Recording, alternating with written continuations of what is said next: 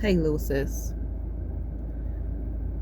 So I just want to take the opportunity as a middle-aged woman, a woman of a certain age, to just pour into you a little bit. I don't know if your mother has, or if your aunties or your big cousins have, but I have to tell you, you are amazingly beautiful and smart. But no one can see that when you are showing your ass. No one can see that when you are twerking on videos, where you are walking around scantily clad. All they see is your goods, and they think that's all you have to offer. And in turn, you start to believe that's all you have to offer. You start to believe that's all men want. But that's not true. And we haven't been talking to y'all the way that we should be talking to you.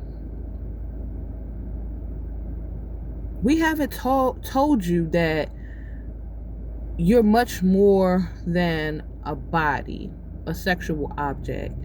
You are a soul. And what you do on a daily basis adds something to that bank, right? So you have a spiritual bank,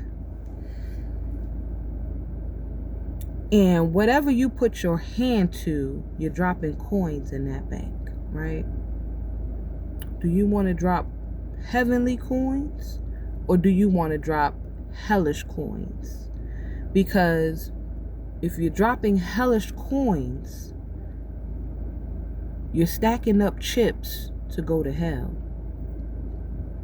Now, whether you believe it or not, that's up to you. Doesn't mean that it's not the truth. I know sometimes it's hard to hear certain things, especially when everyone is doing it, right? But there's a reason why it don't sit right with you to sleep around. There's a reason why it hurts so bad when that man screws you and then says screw you. There's a reason why it hurts so bad. It's unnatural, sis. You weren't created for that. You weren't created for that. And I need you to really listen to what I'm saying and seek out your purpose. Because, see,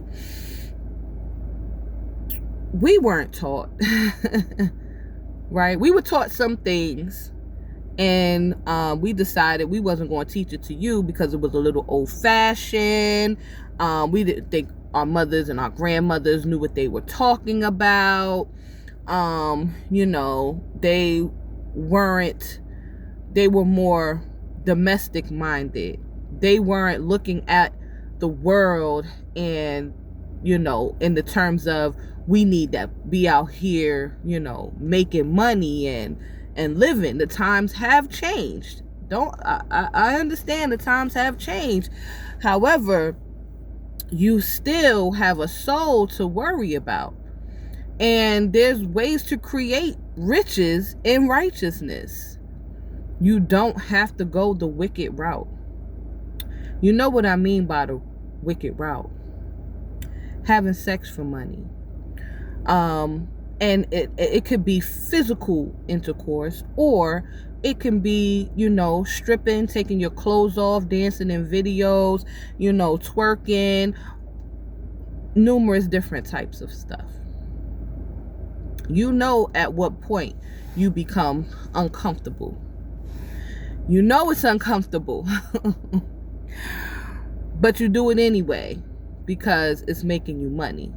But sis, I'm here to tell you, at the end of it all, at the end of your life, you got to answer for everything you've done. And you can't sit there in that day crying, saying that you didn't know, because he put a spirit in you that sent out an alarm to you that said, this is not right, this is uncomfortable, this is wrong. But you ignored it because the money was right. I am not saying don't get money. I'm saying, get it in righteousness. I'm saying, sis, you got to pivot. You got to start thinking about your soul. It's time to repent from the sexual immorality that you are promoting, that you have told your that you have told your daughters that it's okay, your friends that it's okay, your nieces that it's okay. You have to repent from that and tell them it's not okay. You have to tell them the truth. Tell them that it leads to broken hearts, diseases, unwanted pregnancies. It leads to a bad reputation. You have to let them know. You have to tell them. Tell them how you ended up so bitter. Tell them how you ended up so desperate. You have to tell them your story so that they can learn. And then they can make informed decisions. Because right now, they lost. And they're lost because we're not talking.